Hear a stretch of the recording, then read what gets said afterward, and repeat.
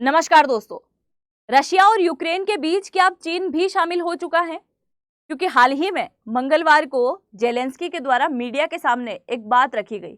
इन्होंने कहा कि तकरीबन 155 चीनी सैनिकों को हमने अभी गिरफ्तार किया है, जो कि रूस की तरफ से यूक्रेन के खिलाफ लड़ने के लिए आ रहे थे। और उन चीनी सैनिकों को इन्होंने क्या किया है, बंधक बनाया है और उनके हाथ पैर बांध दिए हैं। साथ ही सोशल मीडिया पे एक वीडियो भी जारी किया है। सबसे पहले मैं आपको यहाँ पे एक वीडियो दिखा देती हूँ जो कि चीनी सैनिक का है और इनके हाथ पैर बांध दिए गए हैं। और जब इनसे पूछताछ की गई तो इन्होंने बताया कि हम चीन से संबंधित हैं और चीन का एक इलाका लुंगास्का, जहाँ पे हम लोगों को ट्रेन किया गया है और उसके बाद हम रूसी सेना के अंदर शामिल हुए हैं। जेलेंस्की ने साथ ही ये भी बात कही है कि हमको इनके पासपोर्ट मिले हैं, इनके आईडी प्रूफ मिले हैं, कुछ फोटोज मिले हैं और कुछ बैंक की डिटेल मिली है, जिससे साबित होता है कि ये चीन के सैनिक है, यानी कि चीन के व्यक्ति हैं और इनको सेना के अंदर भर्ती कर दिया गया है। जेलेंस्की, जिनका पिक्चर आप देख पा रहे हैं, इन्होंने अभी हाल ही में कई सारे बयान दिए। अब इन्हीं के बयान पे चाइना की तरफ से रिएक्ट आना शुरू हो गया है। चाइना के विदेश मंत्रालय से एक बयान आता है, यानी कि उनके विदेश मंत्री जी, जिनका नाम है लिन जियान, इन्होंने एक स्टेटमेंट जारी किया और इन्होंने बोला कि चाहे रशिया यूक्रेन यहाँ पे लड़ाओ या कोई और देश भी लड़ाओ, ना तो हमें किसी देश से कुछ लेना देना है, ना हमने किसी देश की मदद करी है, ना रक्षा मामले में हमने इंटरफेयर किया है, ना हमें हमारे यहाँ से कोई सैनिक यहाँ पे भेजे हैं। तो ये जो सारी बातचीत हो रही है ये गलत है और ये एक अफवाह है। हमने किसी भी टाइप से कोई भी सैनिकों की मदद नहीं करी है। अब रशिया, यूक्रेन, चाइना, इन तीनों देश की तो बातचीत चली रही थी कि एक पंचायती वाला देश कहाँ पीछे रह सकता था। और मैंने जैसे ही बोला कि पंचायती वाला देश, तो आप सभी को बहुत अच्छे से समझ में आ चुका होगा मैं यहाँ पे बात कर रही हूँ किसकी, अमेरिका की।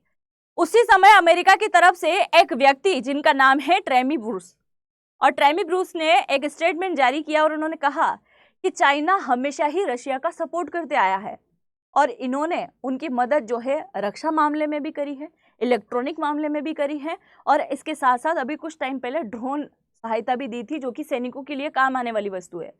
तो ये जो चाइना का स्टेटमेंट है ये झूठा है, अमेरिका की तरफ से ये वाला स्टेटमेंट दिया गया। अब इतनी सारी बातचीत चल रही है तो इसमें फिर से मैं आपको लिए चलती हूँ यूक्रेन की तरफ, क्योंकि यूक्रेन की जो बातचीत अभी हुई है, यूक्रेन ने अभी हाल ही में एक बात साफ जाहिर कर दी है कि भाई ये जो है हमारे साथ में कहीं ना कहीं गलत कर रहे हैं। रशिया की ये सारी चाल है, ये सभी देशों को फंसा के रखना चाह रहे हैं। आज नहीं तो कल कुछ न कुछ ऐसा होने वाला है जिससे कहीं ना कहीं यूरोप की जितनी भी कंट्री है वो भी इसके अंदर युद्ध में शामिल हो जाएगी और कुछ एशिया की कंट्री भी इसके अंदर शामिल हो जाएगी। साथ ही यूक्रेन ने अभी कुछ टाइम पहले कहा था कि इस युद्ध में रशिया की तरफ से तकरीबन 10,000 कोरियन सैनिक लड़ने के लिए आए हुए थे। और अगर दोनों देशों की बात करें तो अभी तक के हुए युद्ध के अकॉर्डिंग 36 देशों के अलग अलग क्षेत्र के नागरिक जो हैं इस युद्ध में शामिल हो चुके हैं। तो अब आप मुझे ये बताइए कि यहाँ पे कौन सही हो सकता है, कौन गलत हो सकता है, क्योंकि यूक्रेन ने तो अपना स्टेटमेंट जारी कर दिया है। और अगर ये युद्ध 2 देश से तीसरे देश में गया और तीसरे देश से चौथे देश में गया तो कहीं ना कहीं बड़ा वार होना है। तो इस मामले में फिर भारत कहाँ इंटरफेयर करने वाला है? क्या भारत रशिया का साथ देगा या फिर यूक्रेन का साथ देगा? आप क्या सोचते हैं? आप अपनी राय मुझे जरूर से कमेंट सेक्शन में लिख के जाइएगा। मैं यहाँ पे एक बार आपको मैप में दिखा देती हूँ। ये एक छोटा सा देश आपको है यूक्रेन, और ये वाला जो क्षेत्र आपको दिखाई दे रहा है ये बड़ा सा क्षेत्र ये है रशिया, और ये ग्रीन कलर में जो आपको दिखाई दे रहा है ये है चाइना और यहाँ है हमारा भारत। ठीक है, तो एकदम बॉर्डर लगती है, तो कहीं ना कहीं इसके सैनिक जो है यहाँ शामिल हो ही सकते हैं, लड़ाई तो हो ही सकती है। अभी कुछ ही टाइम पहले यूक्रेन का एक अखबार है प्रावदा, जिसने अपने रिपोर्ट के अकॉर्डिंग लिखा था कि रूस जो है अलग अलग देशों में एक प्रलोभन पहुंचा रहा है और बोल रहा है कि आप हमारे साथ में मिलकर लड़ाई लड़िए, हम आपको रूस की नागरिकता दे देंगे और प्रति माह आपको 3 लाख तक वेतन भी मिलेगा। तो इसमें क्या ही हर्ज है आपको अपनी सेना में शामिल होने के लिए।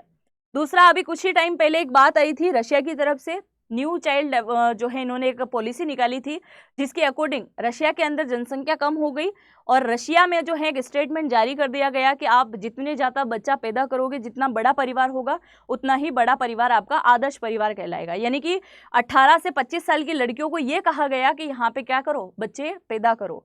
तो इतनी सारी बातचीत चल रही है, तो इसमें ये बात कहीं ना कहीं सच या झूठ जो भी है आप अपनी राय मुझे कमेंट सेक्शन में लिख के जाइएगा। कि आप क्या सोचते हैं इस युद्ध के बारे में, और अगर ऐसा कुछ होता है जिसमें 2 से 3 देश या 4 देश लड़ाते हैं तो आप कौन से देश का सपोर्ट करने के लिए यहाँ पे रेडी होंगे। मैं आपके कमेंट का इंतजार करूंगी। अगर चैनल पे पहली बार आए हैं तो चैनल को सब्सक्राइब करना बिल्कुल भी मत भूलिएगा। हम मिलते हैं नेक्स्ट वीडियो में, तब तक के लिए जय हिंद, जय भारत।